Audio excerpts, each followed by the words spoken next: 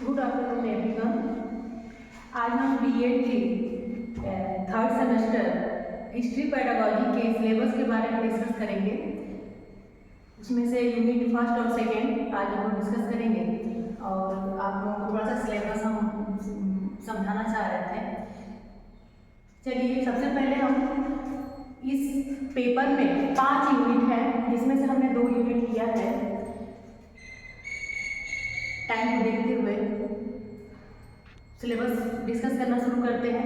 सबसे पहला यूनिट है हमारा history methods of teaching history में पहला यूनिट है need and significance of teaching history in school, यानी विद्यालय में इतिहास शिक्षण के महत्व या आवश्यकता क्या है, क्यों इतिहास शिक्षण कराया जाता है या इतिहास शिक्षण का क्या हमारा जो है उद्देश्य है, उसके आवश्यकता और महत्व के बारे में हम यहाँ जो है इसमें स्टडी करेंगे।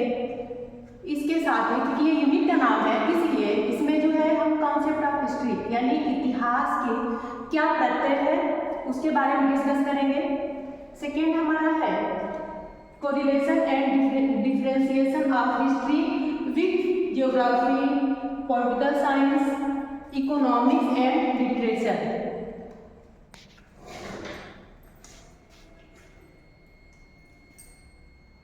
यहाँ पे हम हिस्ट्री के कॉन्सेप्ट जानेंगे, हिस्ट्री का क्या प्रत्यय है, हिस्ट्री क्या है, हिस्ट्री किसे कहते हैं।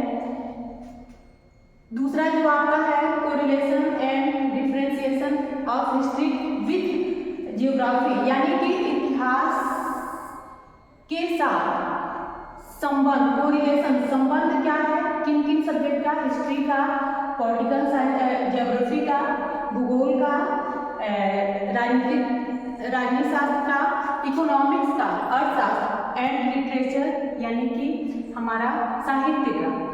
इतिहास के साथ संबंध क्या है और इनका डिफरेंशिएशन क्या है, इनमें अंतर क्या है, इनके बारे में हम यहाँ स्टडी करेंगे। तीसरा पॉइंट है हमारा objectives of teaching history of secondary level, यानी कि सेकेंडरी लेवल पे इतिहास शिक्षण के क्या उद्देश्य हैं, इसके बारे में हम इस यूनिट का ये लास्ट टॉपिक है, इस पे हम डिस्कस करेंगे या हम स्टडी करेंगे। ठीक है, फर्स्ट यूनिट में हमारा मेन जो है 3 टॉपिक है, history, concept of history, second correlation of history. Correlation में हम अन्य विषयों के साथ इस इतिहास का क्या संबंध है और क्या अंतर है, यह स्टडी करेंगे। तीसरा जो यूनिट है, तीसरा जो टॉपिक है हमारा जो हिस्ट्री का सेकेंडरी लेवल पे उसके क्या ऑब्जेक्टिव्स हैं, क्या उद्देश्य है स्टडी करने का, यह हम स्टडी करेंगे। आता है सेकेंड टॉपिक। सेकेंड हमारे यूनिट है principles of history curriculum construction, यानी इतिहास पाठ्यक्रम निर्माण के कौन कौन से प्रिंसिपल्स हैं, कौन कौन से सिद्धांत हैं और कौन कौन से अप्रोच हैं जो इतिहास पाठ्यक्रम के निर्माण में प्रयोग किए जाते हैं।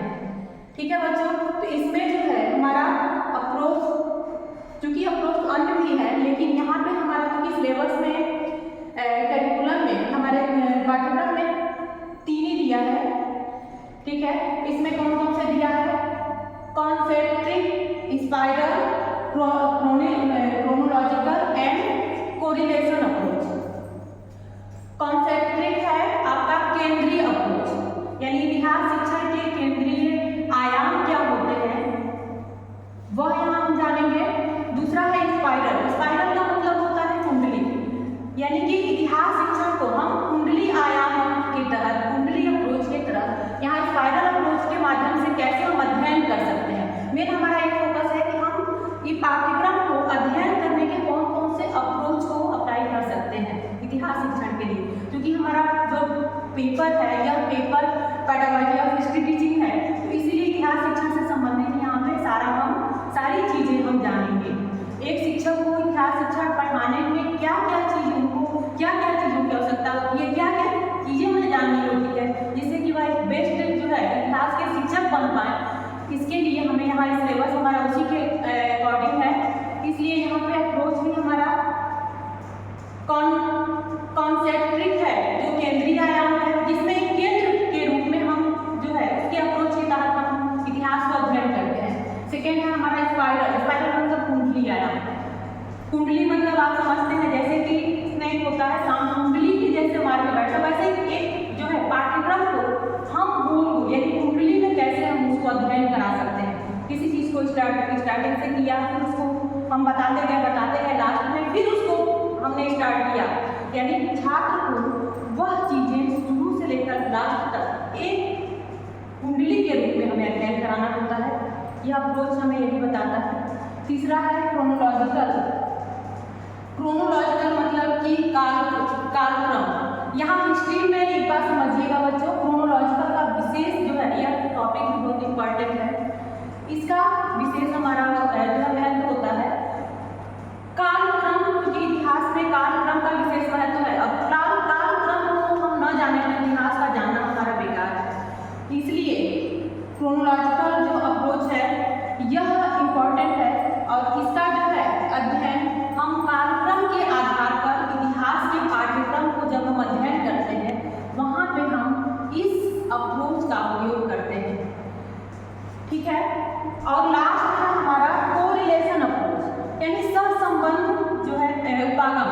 हम किसी विषय को पढ़ाते समय अन्य विषयों के साथ उनका संबंध जोड़ते हुए या उनको कोरिलेट करते हुए कैसे हम विषय का स्टडी करते हैं, कैसे हम विषय को हम डिफाइन करते हैं, जिससे कि छात्र को वह बोध हो जाए, उसके बारे में समझ सके, उसको जान सके, समझ सके और उसे वह चीज़ें जो है उसका कॉन्सेप्ट क्लियर हो सके। यानी उसको हम सरल बनाने के लिए, उसको बोधगम्य बनाने के लिए किसी अन्य विषयों के साथ संबंध जोड़ते हुए जब हम पाठ्यक्रम को स्टडी कराते हैं वहाँ पे हम कोरिलेशन अप्रोच का प्रयोग करते हैं। एक बात ध्यान रखिएगा, यहाँ पे जो है कोरिलेशन हमें उन विषयों से संबंध और उनमें अंतर बताना है।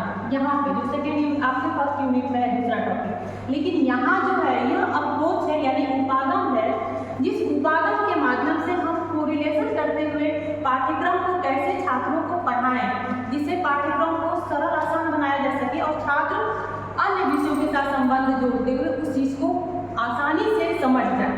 यहाँ हम वो चीज़ें डिस्कस करेंगे, ठीक है बच्चों। यह रहा 2 यूनिट जिसके बारे में हमने आपको बताया। नेक्स्ट हमारा जो है थर्ड, फोर्थ और फिफ्थ यूनिट अगले वीडियो में हम डालेंगे, आपके साथ शेयर करेंगे। Thank you.